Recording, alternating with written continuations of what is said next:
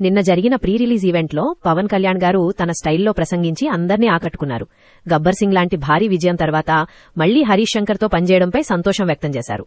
హరీష్ కి అభిమానుల నాడి తెలుసని, ఆయన రాసే డైలాగులు, విజువల్స్ మాస్ ప్రేక్షకులకు పండగలా ఉంటాయని ప్రశంసించారు. సినిమాలో ఈసారి పర్ఫార్మెన్స్ బద్దలైపోద్ది అనే డైలాగ్ ని గుర్తు చేస్తూ ఫ్యాన్స్ ని ఖుషీ చేశారు. ఇంకా చెప్పాలంటే తాను సినిమాల్లో ఉన్నా, రాజకీయాల్లో ఉన్నా తనకు అండగా నిలిచేది అభిమానులేనని ఆయన ఎమోషనల్ అయ్యారు. నటుడిగా మీకు వినోదాన్ని పంచుతూనే ప్రజాసేవకుడిగా మీ కష్టాల్లో తోడుంటానని హామీ ఇచ్చారు. ఈ సినిమా ఒక కమర్షియల్ ఎంటర్టైనర్ మాత్రమే కాకుండా సమాజానికి అవసరమైన ఒక చిన్న సందేశం కూడా ఉంటుందని పవన్ సూచించారు. దేవిశ్రీ ప్రసాద్ ధమన్ అందించిన సంగీతం సినిమాను మరో స్థాయికి తీసుకెళ్తాయని ధీమా వ్యక్తపరిచారు. తనని మైకేల్ జాక్సన్తో పోల్చడం పాపమని కూడా చమత్కరించారు.